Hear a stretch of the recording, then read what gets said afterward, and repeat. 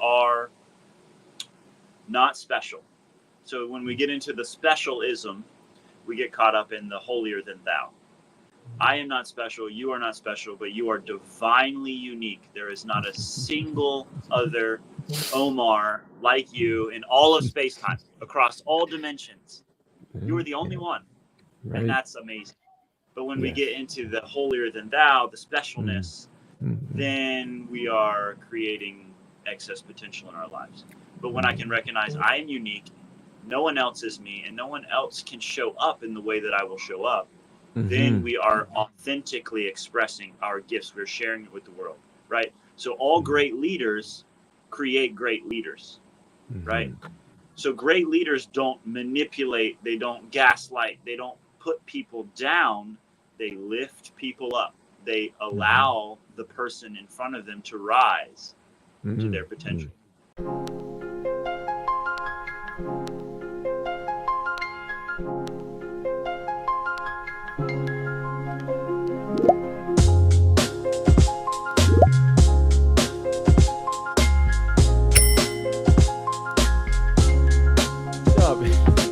Yeah, we're just getting warmed up. That's right. I love it. I love it. Welcome to the Art of Rising, where we are exploring transformation, leadership, and visionaries changing the planet. I'm here with a great brother that I just met recently. He has a fascinating story. He's working with breath and the biology of it, and your mind and the spirit and all of that great stuff. So, David, welcome to the show, man. Thank you for taking the time. Yes. Thank you. Yes, grateful and happy to be here. Of course, of course. So listen, why don't we just jump right into it? Let's start a little bit in the beginning, like where you're from, where you're living currently, and what are you doing with yourself these days? Yeah, absolutely. Great questions.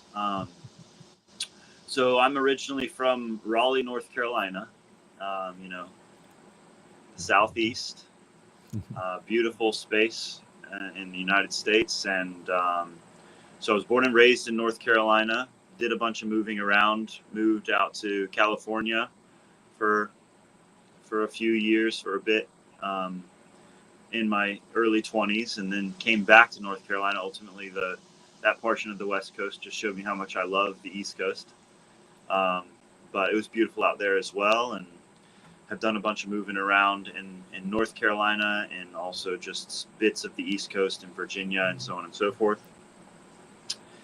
And I am currently back in Durham, North Carolina, for a bit, and I'm about to be headed out on a expansion journey. So I'm currently living out of a van, and I will be wandering and basically moving and living and flowing on a feeling.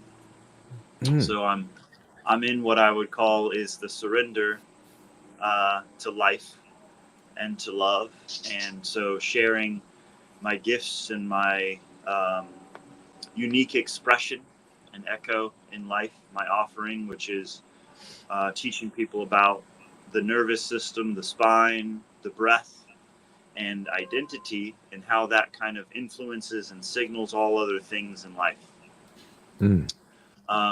And so what kind of led me down that path is really just, my own suffering, and my own pain, which I realized pain is actually an opportunity. Pain is a teacher trying to teach us how to listen, how to slow down.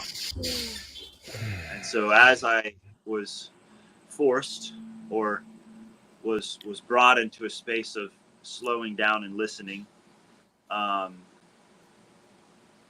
was just able to pick up on these different aspects and these different, I guess, nuances of the breath and how it was teaching me. And so, yeah, and that's kind of led me down this path of listening and deep listening, really, and noticing where there's those connections and there's those reflections and how those reflections amplify life. And that's brought us to this moment right now. I love it. I love it. Wow, you did mention something that's so profound for me also, is that deep listening. right? We don't listen deeply and to anyone, and least of all ourselves. Right? We say all kinds of things out of this hole right here, right? And we don't pay attention to some of the things that we say, and it creates our surrounding too. If you study the masters would tell you that we're creating everything around us. How? Just with that, your thoughts are who you are, and then your surrounding you create also with what is it that we say. So, I believe, like Don Miguel Ruiz, he says, keep your words impeccable, right? But it has to do with our deep belief systems, right? So my question to you is, what's a belief you had to destroy about yourself before you could step into this alignment currently? Such a beautiful question. Yeah. Like I said, ask good questions, get good answers. Aho. Yeah, there's so much beauty to unpack there. Where do I even begin? I do believe that, yeah, like, I guess I'll begin with the word, right? I guess it all begins with the word. I speak, therefore I am. Beginning was the word, and the word was with God, and the word was and is God. And so, like, everything in life is some sort of oscillating or vibrating sound frequency that,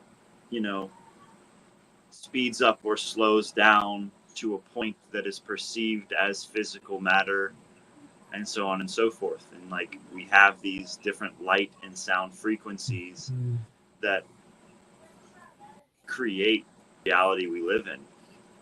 And I don't feel a lot of people have taken the time to slow down to realize how powerful the word is, how powerful the things that they speak out about themselves and others and the reality that they experience truly are. And so, like, we say these things flippantly. We speak words into our reality, and we allow them to influence our reality. But I don't feel like we're just now remembering how powerful that actually is. Mm, Just I like the love word that. nature. And I love etymology. What does a word mean? What does a word mean, and what is its root, and how does that actually influence the way that we speak and how we use words? And so the word nature comes from the root natura, which means to birth or to co-create. And so as we speak, we are actually co-creating with life, with source. And so we don't see the world as it is, we see the world as we are Mm, becoming. mm, And mm, so with the awareness of seeing the world as it is, as a mirror, seeing the world as a reflection of what we are speaking and what we are believing and what we are in training into our lives, it puts the power back into the heart. mm, Because the deeper layer of becoming is really the unbecoming. What are we not becoming? Because a lot of times it's not about becoming anything in particular, because we already are. It's more about mm, being. And so when we can unbecome all that we're not, all we're left with is truth, mm, the mm, truth of mm. being. And so for me, um, and can you ask the question one more time? Because I keyed off. Yeah. No, that's beautiful, brother. I could see that you're deeply, thoughtful about many of these things. And I was asking about, what is one of the beliefs that you had to destroy about yourself before you stepped into this alignment currently? Oh yes, great question. Great question. Thank you. Yeah, and Hmm. I wanna be. And you're right. I do. I have a deep reverence for the words that I use, and I wanna answer the question properly, um, in alignment. Um, yeah, and so I feel like beliefs, I try not to hold on to any of them too strongly, because where there's belief, there's room for misinterpretation. And so all of my beliefs are subject to audit. And the inverse is always also true. My beliefs are literally dictating my reality. And so through, what could be called the default mode network, there's a system within the default mode network of the nervous system called the reticular activating system, the RAS. And this system is a prime physiological example of the mirror effect in play in life. How we get what we project into mirror. The life reflects what we project into the mirror. And so it could be looked at as like when you get a new car.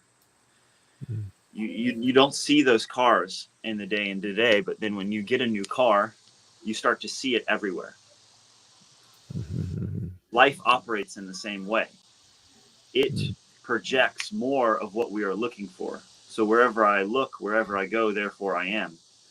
And so as I can recognize that my energy flows where my focus goes, and so if I'm focusing on things that are problems, I'm going to get more problems.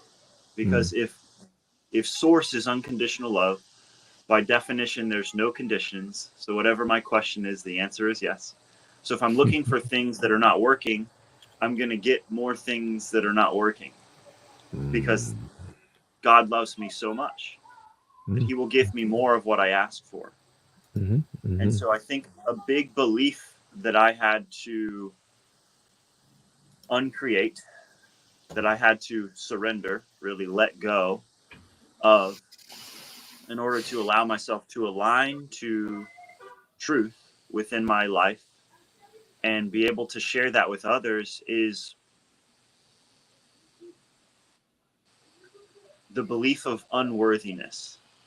I am not worthy. I'm not worthy because, right? And so like a lot of thought forms, ideologies, whatever you want to call them, there's many different words for them, wachikas, and then it becomes large enough, some people will call that an egregore, a collective thought form, feeds on this energy. It feeds on the energy of doubt, unworthiness, shame, guilt, right? So these are the things that I'm continually getting to uncreate in my reality, to come back to alignment. That's interesting.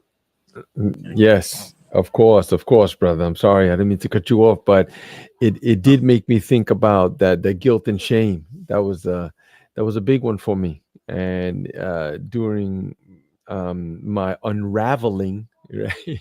Because like I'm really on the inside of all this other stuff, right? So I kind of like just opening myself up and unlayering it. I found that guilt and shame was a big one there for me. So, and then it was always tied to my belief system. Like you said, I'm not worthy and stuff like that. And I know that you're big on words. And just when I met you, like we were chatting, and one of the first things I said, I gave you the meaning of my name. Like, and I don't, just normally do that, but it resonated with you. And then we had this whole thing back and forward. But the origins of the word belief means to care, desire, and to love. You see, so we should be, careful about what is it that we're believing, and look at those things like deeply, and then some of the self-talk is we should be, we should watch out for it, but it helps to form our identity. So do you think that your identity has been chosen currently, or is it just remembered? A lot of good questions today. I think it's loops back into the unconditions, right? Unconditional love. So generally, based off my experience in life, and right, like I said, this is always subject to change, to be audited, my beliefs. But I think that it's yes and. Yeah, yes and. Our identity is something that is curated, and it is something that is remembered. And I think that this ties into the degree of surrender, right? So we have free will in life. And free will is paradoxically willing.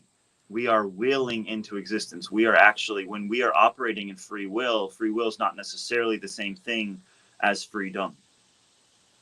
And this ties into identity as well, because free will is the freedom of unconditional love to will things into existence. Because we are that powerful, we have the capacity to create, to actually will things in. And that's not necessarily the most easeful path. And so Source loves us so much that it will allow us to create infinite potential identities. And the truth is that those identities already exist. Because if infinity is mathematically provable, that means that it's not about creating the ideal version of yourself. It means that these identities already exist within the quantum field.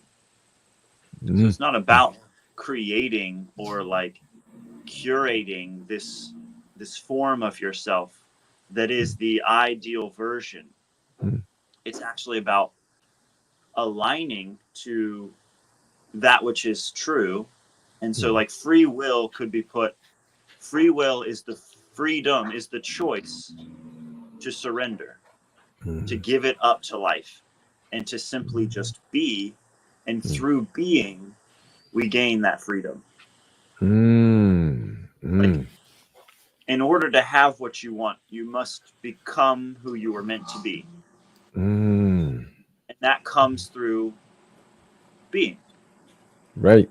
Not Right. doing. Not human doings, we're human beings. And so Right. through being, the identity part actually works itself out. Yeah. And we also have the opportunity for prayer, for intention. And so I think it's yes and. Yes, we can intend to be some version of ourselves. If we can envision it, if we can visualize it somewhere in the field of eternity, it already exists. I love And that. we can let it Yes. go. Right. Yes. And let it go. Yeah. That's what the masters say. Yeah. Just remain in the flow. I noticed some of those things about myself too.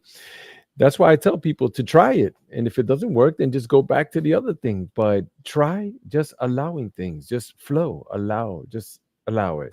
Yeah. But yeah, just try to remain in that. So another thing that you mentioned, and I definitely want to know a bit more about, is that you seem to have placed yourself in this position where now you are driving around in your home, right? And I would imagine that there's some challenges with that, which there's challenges in everything, which I try to explain people. You know, the richest guy that is popular, because there's even richer guys we don't know about, but the richest guy that you would think like, wow, if I had all of his money and all that, but you don't know things would be great about that. You don't know that things are going to just work out beautifully. In fact, there's proof that it doesn't work out well, those things. But tell me about yourself and your journey there. I'd love to know a bit more about that. Here you are, you're driving around in your home and exploring that part of yourself, which in my idea, it's just wonderful, man. But yeah, tell me a bit more. Yeah, thank you. Yeah, so I like the idea of like, how would you show up in life if you knew things were already working out, right? If you knew you could not fail, what would you do differently? Or how would you show up differently? Because the truth is we cannot go back. You can't go back to a past version of yourself. In fact, that's what creates the pain in the first place, is trying to go back. But what you can do is learn from the selves and move forward in a way that is appropriate and authentic to who you are now. And from the awareness of constantly becoming, with the awareness of being in surrender, you step into this space of the unknown, and you really can't mess it up. And that's a beautiful thing. And so for me, like, say, for example, consciously choosing to be homeless, to live out of my van. But and that's kind of partially why I titled myself on Instagram, the Quantum Cowboy, right? Like, I've got my steel steed, I've chosen this path. It's a difference between, it's like the difference between, I like the saying, you can either go within and alchemize the golden goody, or the entire world around you will burn down and do it for you. So it's like I can either choose to step into the unknown and allowing life to unfold and listening in a deep state of listening and flowing and feeling and growing, or I can resist life to the point where it all burns to the ground and does it for me. So what's brought me to this point of, choosing to step into the feeling and listening to the whispers of the morning stars, if you will, listening to my intuition, and it's saying, yes, live out of a van. Yes, expand your practice. Yes, travel to these spaces. It's a place of empowerment, and there's always things to navigate in life, right? Like, being childlike is not the same as being childish. We can be childlike and be wonder-filled, but it doesn't mean we're avoiding our responsibilities. And so I have responsibilities regardless of the things that I choose to be responsible for, right? Like, if I have a house, I'm responsible for that house. If I have a workspace, I am responsible for paying the bills, paying the rent, paying whatever it is, paying the mortgage. And same is true about living out of a van. I have responsibilities. I have to maintain the van. I have to make sure the fluids are changed. I have to make sure I have the essentials that I'm going to need to be road ready. And I don't focus on those things because I know it's all working out for me. And so when I'm in the unknown and I'm flowing through this path of surrender and trust, deep trusting in life and in love and in the unknown, which is where the miracles happen, I don't have to figure out how it's all going to work. And yes, like, I know I have a unique set of skills and a unique situation, right? Like, I don't have a partner. I don't have kids. I don't have these different obligations, right? Like, I ended my lease at my workspace. I ended my, I stopped living in a home space. So I had to kind of liquidate all those parts of my life to step into this. But it was through a space of empowerment and surrender. And what was trippy is the more that I gave the things up, the less things I had, the more abundance I felt. Strange. It's like a paradox. It's a paradox for sure. It's something that people don't understand, including myself. I often do practice giving, just give things away. I try to find my favorite shirt and just give that away, and I'm with someone, I'm like, yeah, here's this, and they're like, what, what's, like, yeah, let me look around and find something else that I know you like, and I like it even more, and I'm going to give it to you. Why? Because it empowers me. It's okay. It's a great feeling because, when you get a gift, right, you're usually like, wow, thank you, that's so great. But how about when you give a gift? What's that feeling? Right? It's like, wow, hey, I feel even better. So there's part of that alignment of it. But then you think about the frequency that we're on, because everything's vibrating and everything is that sound vibrational frequency, including colors and shapes and all of that. But do you think that there is a such thing as being too aligned, or like, too high frequency, to the point where people lose touch with the world? Great question. To backtrack a little bit to your last point of the giving, I just want to touch base on that because I love that concept of like, I only have it as much as I can give it away. I only have it as much as I can give it away. And so this ties into like the Buddha, the Bodhisattva versus the Pratyeka Buddha. And so the Pratyeka Buddha is the one who reaches enlightenment and almost thinks he has to like hide away in a cave and be this renunciate Buddha and hold on to the enlightenment that he's found and go, live in this cave and like I said, be renunciate to life. And they describe this practice almost as like a torture, a self-torture. And obviously, yes, you have the people like the Tibetan Buddhists, the Tibetan monks and the renunciate Buddhists that go to these monasteries and they live their life out there. But the person who thinks they need to hoard it and not share it with the world is actually torturing themselves with bliss. And then you have the Bodhisattva that reaches enlightenment, but chooses to come back and reincarnate again and again and again into the physical form in life until every being has reached this space of, samadhi, if you will. And so it's like, I only have it as much as I can give it away. And same with like the teaching and learning. Every great teacher knows they are simultaneously a student. And every great student knows that they are getting a little bit of wisdom and also giving. And so when I teach, I get to learn it twice. And so by teaching, by giving it away freely, I actually get to relearn again and again and again and again. And that's why I love choosing the identity, the role of a teacher, because I get to learn again and again, and I get to refine, and I get to align again and again and again. And I've just chosen a path that allows me to do that at the most easeful way. And then so to forward track into your next question of, do you feel like you can have too high of a frequency where it's like you're almost like not human?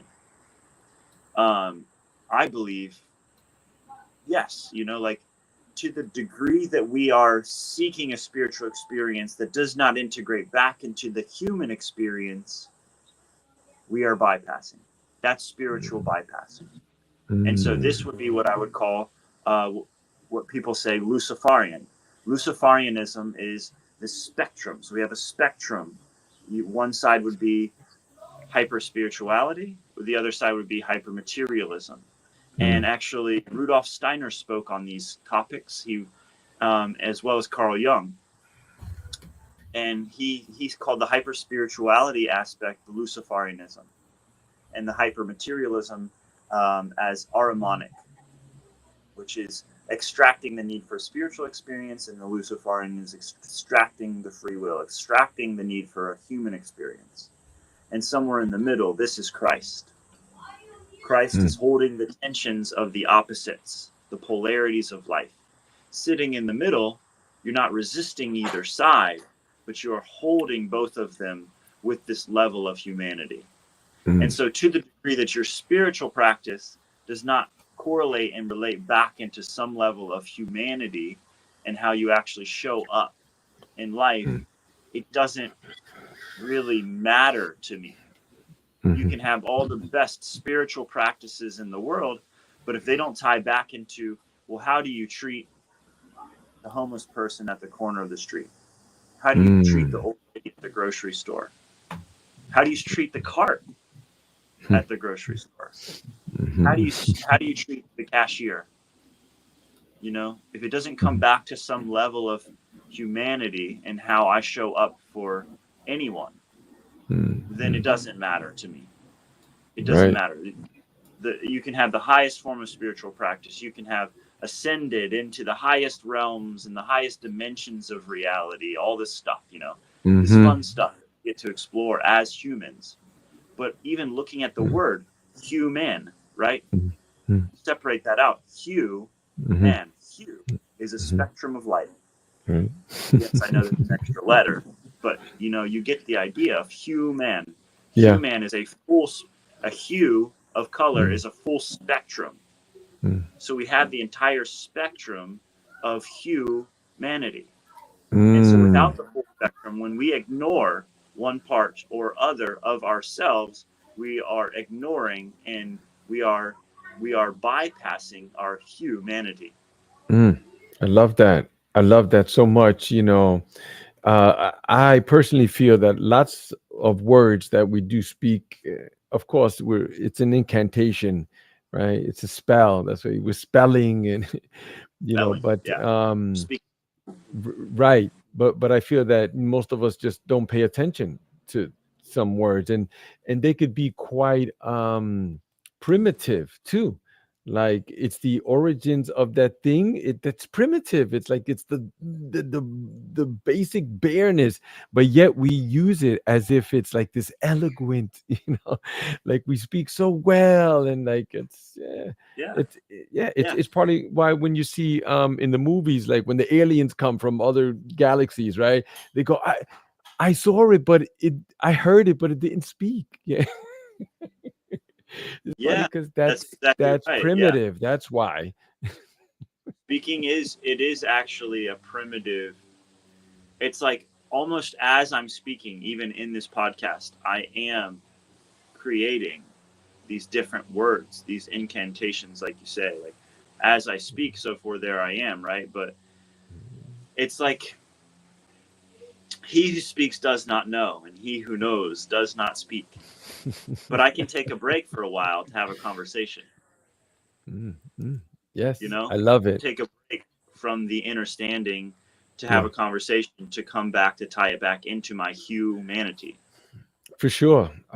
Yes, back to the light, right? Yeah, yeah, the Yeah. Christ light, and yeah, it's all there. It's all there. It's unraveling, and we're learning. It's a big learning thing because unfortunately, some of the powers that be, they prevent us from some of these things, whether it's with the books or Yeah. teachings and stuff. So. Absolutely. Absolutely. And the beautiful thing with words is I love words.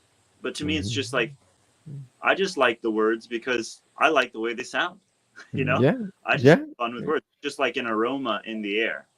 The right. words to me are just an aroma in the air. Mm, It's like yeah. the aroma is hinting at something, maybe a Mm, meal or a flower, something deeper, mm, something with a deeper layer of experience or mm, deeper layer of truth.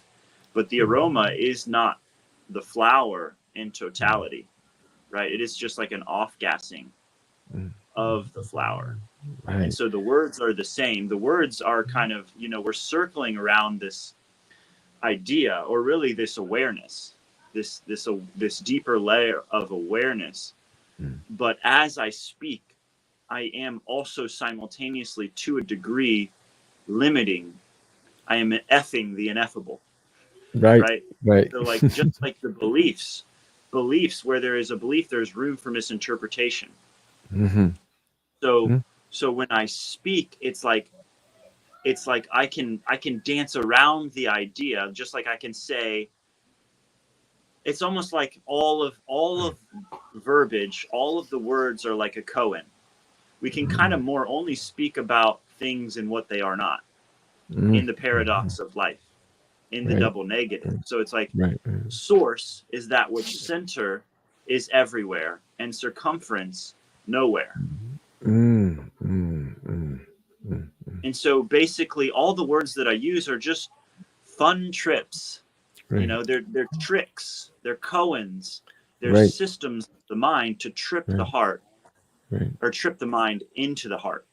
right, right, right. Yes, yes. It does help us to try to understand some things because this is just the way we communicate, although we communicate other ways also, some things that people ignore, such as facial expressions. See, that's why texting, I don't like texting. Texting's nice when you don't want to talk to somebody. That's what texting's good for. You can send a quick thing, and I've had this whole conversations with people. I'm like, man, you could have called me. We've been here for 20 minutes. Like, um, but it Yeah. helps to understand. Go ahead. Yeah, no, absolutely. I was just going to piggyback off of that and say like, yeah, with each degree, like okay, so like using texting for an example. it's very direct, right? Like, I have this thing Mm. that I would like to communicate to you. Mm. Can you meet at 6 p.m. on Thursday? Mm. Yes. Great. So we've set an anchor point of true communication. But to each layer of technology, of loss and of connection, there's a loss in translation, right? So we're at least 80% nonverbal. You know, we are nonverbal communicators for the most part. So the words are really, like I said, they are that off-gassing. They're just like an essence of something much deeper. And that's kind of my favorite thing to teach, right? Like I can dance around these ideas, dance with what would be called the Layla of life. We can dance with the ideas, but ideas are not a direct experience. And even Carl Jung says intellectualism is a common cover-up for direct experience. I love that. And so another layer is like, the insane man drowns in the same waters that the mystic swims upon. And so, like, we become insane by overthinking, by over analyzing, and then same with the communication. So, like, say, like text. Okay, I can see the words that you wrote, but I'm not getting, like you said, your body language. I'm not getting the energetic felt sense imprint of the words unless I'm highly attuned, which I can feel in a text, but that's because I unlearned, I unlearned myself. You got to unlearn. But we can even misinterpret stuff, right? So I'm not getting the body language. I'm not getting the felt sense. I'm not getting your inflections. I'm not getting your facial expressions. I'm not getting your tonations. I'm not getting the actual imprint signature.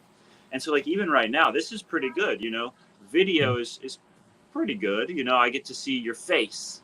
I get to see your facial expressions, your tonalities in your words, and like, I get almost that signature of the felt sense behind what you're saying, and so on and so forth. And so too you can with my words.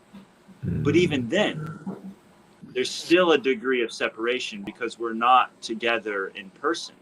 Right? But in the quantum field, we can be connected because the quantum field is not limited by space-time or distance, anything like that.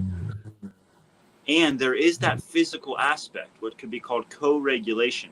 My nervous system is not getting the same degree of co-regulation that it would if we were in person, right? I can still do distance connection with people. I can still do entrainment just by using my words alone, right? Like even this conversation we're having right now is a form of shifting, identity shifting or entrainment, but it's varying degrees. Like if we were in person, that's the deepest container because there's no substitute for the real thing. Right. Just like our background, right? Yeah, exactly. Just like the background, right? Yeah, from a visual perspective, it might look like you're in the forest. Yeah, that's right. Yeah, I'm in my living room. Yeah, and same with me, but I'm actually in a patio. Like I'm outside, but I'm still not fully outside. I'm not fully immersed in it. I get the sounds, I get the air, I get the fresh air, I get the sunlight coming in. All that's nice, but I still have a screen. Right. It's the same thing. Same thing. Yes, so. I love it. And it makes me come to the other part that I was thinking about also about the quantum alignment mastery, because you mentioned the quantum and how things do exist in these other areas that people are not normally aware of. So I see that you're working with that, and I'd love to learn more about it. Let's go down that rabbit hole. Absolutely. Let's dive down that. This is a great time. No better time than right now.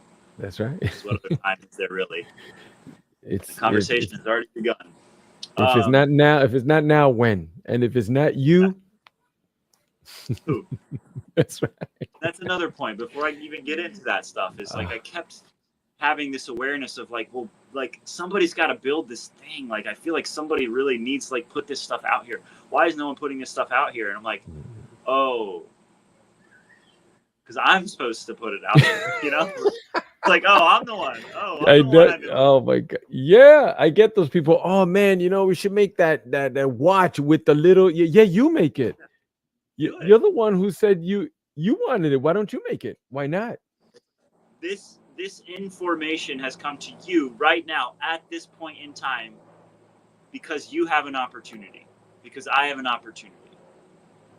And so we have, this emotion, right? Emotion is energy in motion, energy in motion. Emotion is pure potential to create things into formation, in formation. And so that is like essentially, that's the bare bones of it, is the awareness that our thoughts and our emotions are pure potentials. It's energy into formation. It's pure potential from the field to align our authentic identity to what wants to come through us. And so the more we get out of our own way, the easier it is for these things to come through, because we don't actually have to will it into existence at all. And so it's not about what I do, right? Like my purpose is not my offering. They're different things. My offering to humanity is that which I am just passionate about, and I'm creating it just for the fun of it. And before I forget, because I'll get off on a ramble, because I mean, you can already tell I love to do that. I love it. I love it too. I love it. Yeah. I appreciate it too. I appreciate the reflection. I do. Go ahead. You wanted to finish that up? Go ahead. Yeah. So I will be releasing a course in the next week. In the next week, I will be releasing the course, Quantum Alignment Mastery, which will expand this work, and it'll allow people to have access to this material, this information, at a broader scale than just working with me directly. And that's how it wants to come through right now. And that's the beauty of this work, is it's not about forcing. It's not about pushing. It's not about willing things into existence. It's about allowing them to unfold at a natural rate. And so when I am in alignment with the quantum field, when I'm in alignment with my quantum self, I understand that I have infinite potential. But the more that I force, the more that I'm creating excess potential, which is resistance to what's to come through me. Right. And then I think of the opposite of that too, like where we are worthy of it and it is coming through. So recognize it. You see, because there's the one part, like you say, forcing it. Yeah, but what about when we say, well, I can't even hold it. I can't do it. That should be done, but not by me. Yeah. And that's another aspect is like, we're never alone. I never do anything alone. Right? Like I had this lone wolfism for so much of my life. I'm going to do it alone. I'm going to tough it out. And I got sick as fuck. You get so sick because you're disconnecting yourself. You're constantly trying to will. And that's exhausting. We never do anything alone. And sometimes we do. The individual imprint or signature that wants to come through us sometimes does need to be done through me, because I have the most clarity of that imprint, right? It's like we could call it the God soup. We all have our own individual ingredient in the God soup, and no one else is me. But another layer is I'm not above or below anyone, right? Like the second I put myself above someone else, I've just fallen into the trap of the ego, right? Or what people call narcissism. Right? Wanting to be above someone else. I'm also not below anyone else, because then I'm also putting someone else on a pedestal and creating excess potential or resistance. That same and exactly, and then not living up to your fullest potential. Me personally, I feel that all humans are here for something. Well, we're just here to take up space? No, I don't think so. Not with all of this technology that we have. Right, we're sitting in a Ferrari. We should be feeding it high octane fuel, take it High out for a run, like that, and respect it, right? Because it's the temple, right? It's the temple, right? You see? Yes. And I believe that we're the God of our own temple. We should treat Yes. it like That is that. So, absolutely it.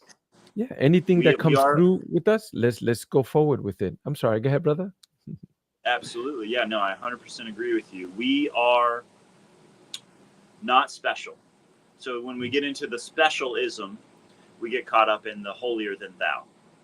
I am not special, you are not special, but you are divinely unique. There is not a single other Omar like you in all of space time, across all dimensions. You are the only Yeah, one, and right. that's amazing. But when we get Yes. into the holier than thou, the Mm, specialness, mm, then we are creating excess potential in our lives. But when I can recognize I am unique, no one else is me, and no one else can show up in the way that I will show up, then mhm, we are authentically expressing our gifts. We're sharing it with the world, right? So all great leaders create great leaders, right? mhm, So great leaders don't manipulate, they don't gaslight, they don't put people down, they lift people up. They mhm, allow the person in front of them to rise to mhm, their mhm. potential. Yep. Those are The the inverse is best. also the inverse is also true though. It's like I'm not forcing someone to rise to the potential that I see in them. I Mm, am actually just loving them exactly as they are while simultaneously seeing what yeah. could be. I And was so it's on like that one.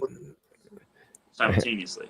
I was on that for a while too. Like, come on, why aren't you? It's like, nah, no, no, no. Omar, that's you. You see, Yeah. so do you? That's Who me. you? Not everybody wants what I want. Sometimes I'm Yeah. creating this thing like it's a great thing. Come on, like this is a Come great on, you got to soup, see like it. with noodles. And why did you see it? Like tomato? Bring the tomatoes. You've got celery. Come on, and people are like, nah, I'm doing this over here, yeah, because they just want to do that. The time is clicking by, so I do want to get into the breath work, right, and to the sound journeys that you're doing or have done, and this other offering that you have. So perhaps you could tell me about, well, maybe you could tell me, how does breath work open access to deeper levels and self-awareness and healing? Absolutely. Yeah, I would love to. Mhm. I want to touch on what you just said just before I get into the breath, though, because I feel like it's important. So, saying, like, yes, the body is the temple, and we are the temple of the We're Holy the god Spirit. of our we're the god of our own temple. Yeah, right, exactly. Yes, Yeah. that's But yes. it's because it's a tricky, it can be a slippery slope when you allow your ego, because as you expand, the ego expands too. So it's like I have all the qualities of God, but I do not have the quantity, right? I am not omnipresent. I am not omniscient, and I don't need to be. And this is the beauty of the quantum. I am an individual, unique divine expression. I am an individual, unique expression of the divine. And so, like, I do have all of the qualities of the creator, but not the quantity. And this is actually relieving too, because I don't need to figure out how, because the how is purposefully by design, not in my awareness. So who I am, where I am, what I am doing, and what the most easeful path is important to the degree that I'm in alignment with myself. But how it's going to happen and how it all happens is not important to me. Mm, So even those questions, if you ask them with me right now, these are quantum questions. Even mm, ask yourself out loud, who am I? mm. Who am I? Do it out loud with me. Who am I? Who am I? Where am I? Where am I? What am I doing? What am I doing? And what's the most easeful path? And what's the most easeful path? And you don't try to answer the question, Mm, mm. because the answer is within the question. So it's just stuff like that that's actually super simple, that is like Mm, quantum calibrators back to the self. mm, And that is the mm. same with the breath. So I'll get into that. Yes, and So thank you for that, because I know that that's Definitely part of the course that you're releasing in those tech, and I can't wait to get my hands on that. But yes, please, how does breath work open access to deeper levels of self-awareness and deeper levels of healing too? Just the breath. Absolutely, absolutely. And it is, yeah. So I love dropping these little nuggets, right? Like I give it away freely because from an abundant state, I have no reason to gatekeep anything ever. The people who so choose to have the support of me and have the organization of a course, great.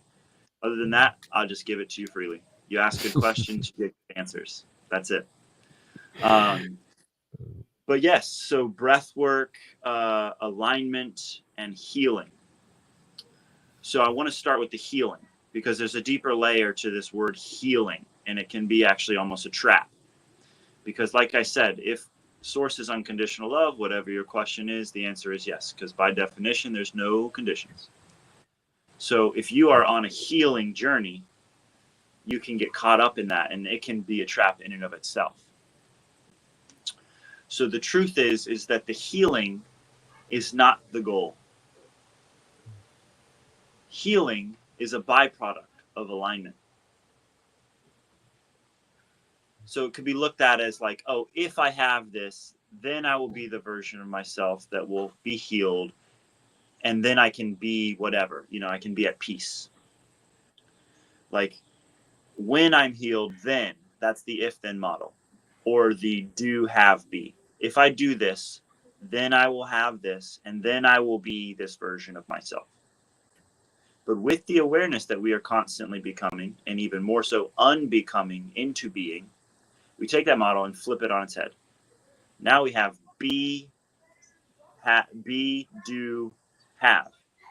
So by being the version of myself that is aligned with my soul and my heart, and in moving through a space of alignment, so doing, taking actions, thoughts, words, deed, as a byproduct, I have the very thing that I desired to begin with. And so like when I can actually give up the desire to heal and actually allow the breath and the wisdom of the breath to move through through my life, healing is a byproduct of that. So I just wanted to start with that. And then so now I'll get into a little bit more of, well, how does the breath work and how does that actually help and aid the body in alignment? Because that's really the deeper layer. And also I want to preface principles and identity over practice. Practice are merely tools that allow us to get back into alignment on our core foundational principles of life. So the principles and the identity will take you way deeper than the practice itself. The practice will give you an experience, but it's just enough of a window, what I call a reconsolidation window, to get you back to true self, identity, principle. But basically how that works is, like I was talking about earlier, the RAS. This part of the nervous system, the brain, that continually reaffirms what we believe and what we perceive to be our true reality. And that can be a hindrance because as we go through life, we'll pick up these experiences and they are signaling our ego as to who to be. But if those things are actually causing more pain in our life, causing more disconnect from that true self, the alignment, then I wouldn't say that that's helpful. But the truth is that these parts are helpful in the moment because they're protecting us. So it's like the nervous system's number one job is to protect us, to keep us safe.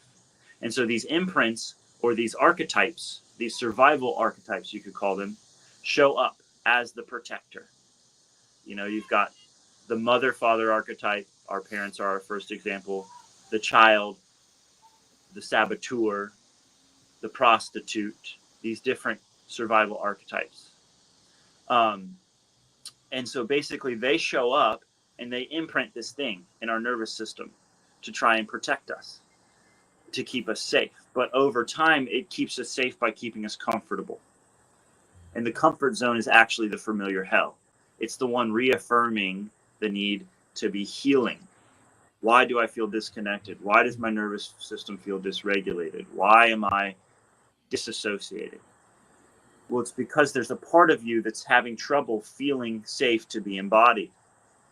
And so what the breath does is, specifically one of the versions of breath. So I teach the entire spectrum of breath, the whole spectrum. So you understand, okay, what breath does what?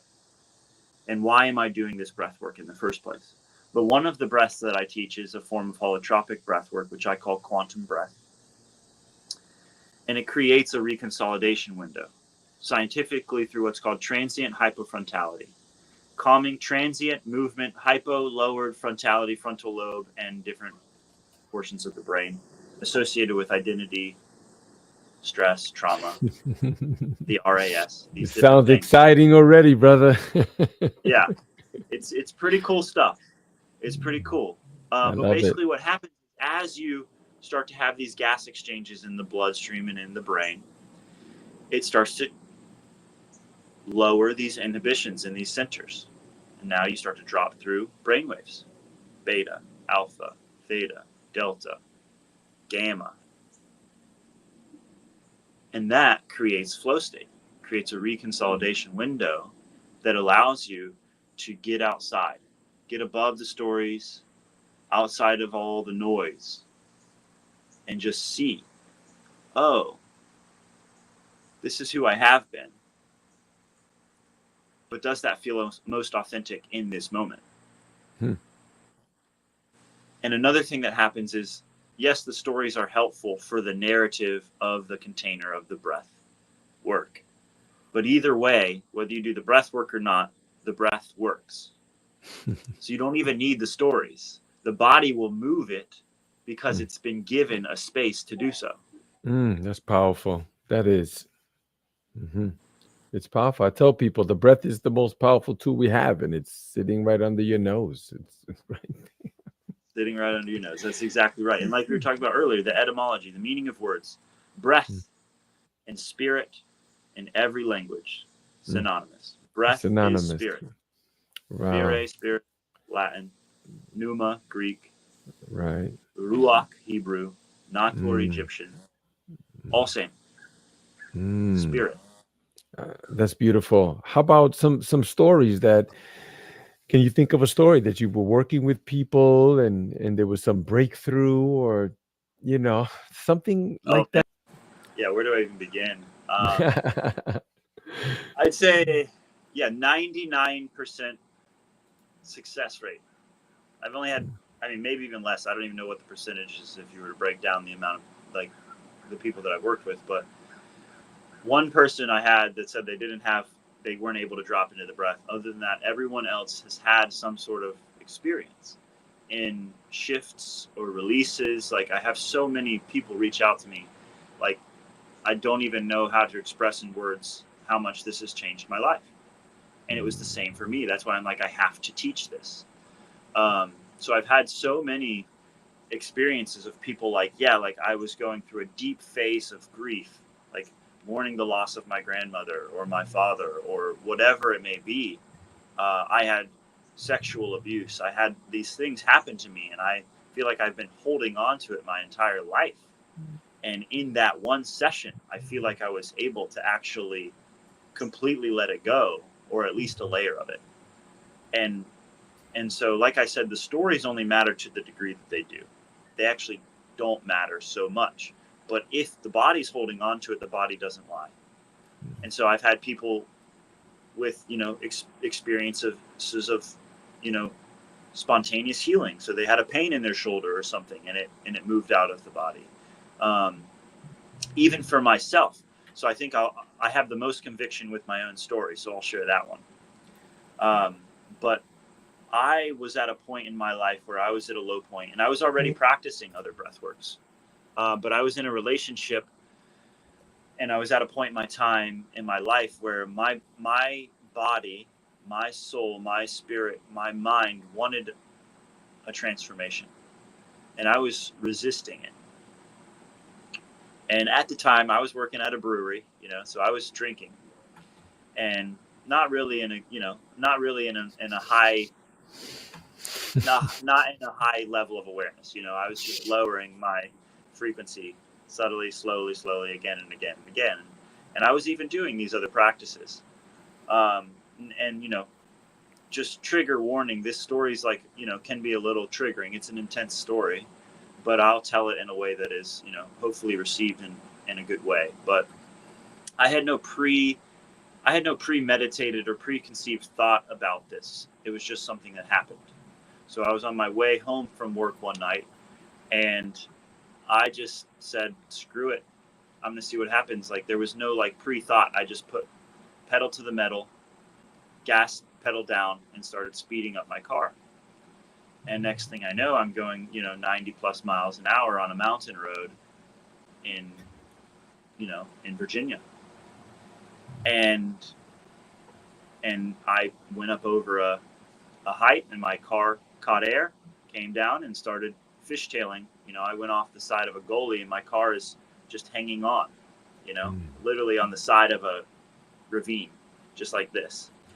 My car should have fallen off. I can't even explain to you in logical words why I did not. I would just call it a guardian angel. But as I came back on the road, started fishtailing back and forth. And I was really, at this point, pretty high on tryptamines because I just about died. So I had a near-death experience and literally got to watch a version of myself fall off the side of the road and the car flip and roll into this field. And it was in that moment that I realized that it wasn't that I was trying to kill myself, even though that is how it kind of transpired, because I was unconscious, right? I was not consciously living my life. But it was that version of me that wanted to die. I was not allowing myself to grieve that version of myself. I was suppressing, repressing. I was self-medicating in a way that was not true and authentic and helpful. And it was in that moment that I got to watch that version of myself literally die, metaphysically die, however you want to look at it, that I realized something needs to change. It's like something has to change in my life. Otherwise, I will actually not make it out alive. And so that's when I found this practice. And as I did it, all my stories cleared. I got above the noise, pure silence for the first time in God knows how long. It was just silence and clarity. And I could see. It's like future past collapsed into the present moment. I could see it all. And it was in that moment, after having that experience, it's like, I need to get certified in this. I need to learn this method of breath. And I need to share this with people, because this literally saved my life. Nothing short, actually saved my life, changed my life. 100%, 180 degrees. And after that moment, it was it. You were off to the races. Yeah. The depth, and that's the beauty, like you were saying. So I want to touch base on the entheogenic compounds and the God complex and just God in general, because it's like, yes, please. God is the isness of all that is right now, everywhere, all the and time. right now, no exception. Yeah. So it's like God is always at hand, but can never be held. The moment you try to grasp is the moment you are trying to possess, and you become possessed by the very thing you tried to possess. And so life is not about holding on, but actually about softening and surrendering. So when we can actually give it all to God, not just our dreams, not just our goals, not just our prayers, but also our anxiety, our stress, our depression, our neuroses, we give it all, right? So depression is a repression of true expression. So when we are not expressing, we need deep rest. Deep rest is this version needs to rest. It actually needs to die. We need to die to the version of ourselves that is no longer authentic or true. But the deeper layer is the surrender. When we surrender it, right, like anger, for example, not always the best thing to express in every situation. But if we can surrender it, it transforms immediately. And so in theogenic compounds, just like we are a hue of light, a full light spectrum, light and the privation of it, right? Because there really is no darkness. The shadow does not exist, but to the privation of light. And so just like we are a hue man, these plants are also a hue, a spectrum. They have a light and a shadow aspect, same as us. So when we use these compounds, including the breath, the integration is arguably the most important part, because you can have these amazing, like, transcendental experiences that is this entheogen, right? What does entheogen mean? Entheogenic means to become one with God. You become one with all that is now. And that could be a mind fuck, you know? Like that can split psyche, right? Like, what is a split of psyche? Schizophrenia. Skit splits the psyche. It's an over input into the third eye, into the pineal gland. So it's too much creative potential without an integration, grounding down and into the body, into the root, into the sacrum. So when we get this energy into formation, it actually needs space to travel down and in, not just up and out, up and out, open out, down and up. No, it's like we need the integration, and that's where having someone who is trained and understands the ability to navigate these planes, and actually also physiologically what's happening in the body, is the most important part. Because you can go off with your buddies for a weekend in the woods and eat the mushrooms and have an entheogenic experience and go be in union with God. But like I was saying earlier, to the degree that your spiritual practice does not tie back into your humanity, it is not for me. So we have to be able to bring it back into the integration of, okay, before enlightenment, cut wood and carry water. After enlightenment, cut wood. I love that, Cohen. Yes, I know. There's a great brother of ours. He just moved away, Angel Deer. And he has this fascinating story too. He climbed the corporate ladder and he was the CEO. Like, yeah, the money was coming, the power, the movement, and then he got the call, and then he took about the free will, right? That's what we often say here at Omziel too. That's what happened to me and what happened to lots of you. Get the call. The phone rings. You don't have to pick it up. You don't have to. But we decided to pick it up. And then the message, you hear it. You don't even have to do the message. You could just be like, oh, that's, someday, and hang up the phone. But we're out there, we're doing it, and just mentioning Angel Deer, he moved back to France, but he was the one who, I had a men's retreat. We do men's retreats here at Omziel, and we did one on his land, and, he sat with us with the men, and he opened up, some things, and that was one of them about the, chop wood, carry water, just because you got all this thing, somebody still got to chop the wood. Somebody still has to carry the water. What are you going to sit around, or something like that. So he helped us dearly. He's a great friend of ours. So thank you for that. Beautiful. Yeah, I love that. I look forward to the day that we get to share space in that way. Of course, we're coming up on the time now, but I first of all want to thank you deeply, of course, brother, and your knowledge and all of that. We love what you're doing, and even when I had spoke to you before about how can we find a way for us to get together, and share space and physically. That's another thing too. It's like when you meet somebody online, you go, "Hey, it's good to put the face," right? But when you meet somebody in person, it's like, "Whoa!" Like, oh, it's just a different level, man. If people don't know what that is, man, then it's just they're missing it. So we have these festivals, and we're just growing, and growing, brother, and we love it. It's called the Purple Sage Festival. Of course, the name alone tells you a couple of things that are going on there. The light spectrum, right? The hue, the purple, and then the sage is about the cleansing and the clearing.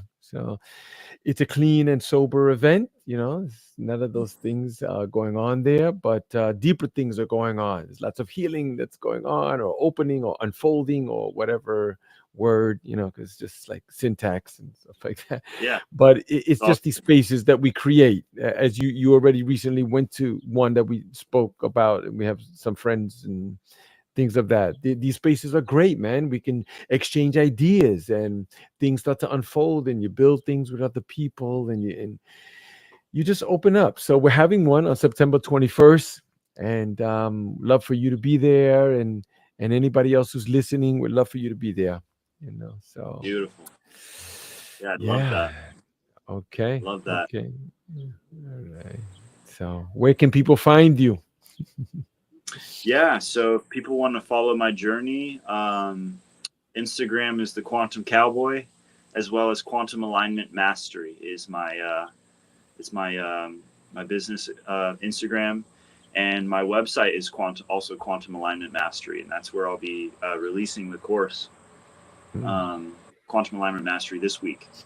So if people want to Exciting. touch, yeah, love to connect. Yeah, we're gonna put all that information down in the show notes, and yeah, before we go, why don't you tell me what is the future of these things that you're doing, the quantum energies, quantum mastery? What do you envision? Yeah, You, absolutely. Well, the book like the I book said says, earlier, people without yeah. vision, right? Yeah. Well, like I said earlier, I think this is a great way to kind of close out the show. I wanted to start by touching base on what you said about like gathering and reflecting, just really briefly. But like I've found, based off my experience in life, the most powerful currency we have is the ability to consider. If I can consider you, if I can see you clearly and I can love you, that's the most powerful currency I have. So above and beyond all financial, abundance and like all these different things that people talk about, it's like, no, if I can actually really, really consider you and really show up as myself, as medicine, we get to be each other's medicine. So when we come together in person, there is no substitute for direct experience. And so that's why, even if I'm not able to make the Purple Sage Festival, because I will be headed west here shortly, so I won't make this one, unfortunately, but I look forward to making one in the future, even maybe facilitating at one. I would love that day. But I would highly suggest people go to this festival, reflect and learn and grow, because that is that's the stuff. That's the stuff. It's like the connection and the consideration and the relationship. So yeah, I'll leave it at that for today. You can tell I could talk for hours, but yeah, I love it. as far as the vision goes, just like belief, I try not to hold on to any belief too strongly. So the only reason I build a vision in the first place is to give it up, is to surrender it to God. And so I have big visions. I know that these things want to come through me, and I have no attachment to them at all. I'm completely involved in bringing these visions in and through, no attachment. And if I do, I get to give that up too. Right. So some of the visions and directions that are coming through for me in quantum alignment, and it's constantly in transformation because it is quantum. It's literally a quantum container. Is creating this online space. So creating the online platform for the quantum family, quantum community, to come and share and learn and grow, but also, yes, holding in-person live events, festivals, retreats, even communal spaces. So creating a network worldwide, a worldwide network where people are able to come and learn and reconnect with their natural state and align with what is true. That's the vision. Yes. That's the vision. Yes. Yep. That's beautiful. Right now, that's beautiful. The breath just falls in and out. I get to let it go. So. That's it. I love that too. Sometimes I get that question too, and I could fire off a whole bunch of stuff. Yeah, workshops online, schools around the planet, of Omziel, and but really, it's whatever it is, like whatever it wants to be. whatever it wants to be. That's what I want. I want to be able to just be a part of it, right? I'm just a Yeah. part. I'm doing my part here. That's it. Some people, oh, the world is, yeah, but why don't you just do your part? Like, Yeah. just do, what Yeah. is it? Silence, quiet, listen, right? Because the phone is ringing. Yep. The message is there. Just hear the Yep. message and then go do it. And then let's talk about it, how we can help each other do that thing. Yeah, that's it. That's it. That's it. That's it. Okay. Thank you so That's much. exactly. And stay right there while I close the show. And thank you for everyone who has been tapping in this time, man. Deep stuff. I love it. I love it. Thank you. Till the next one. Peace.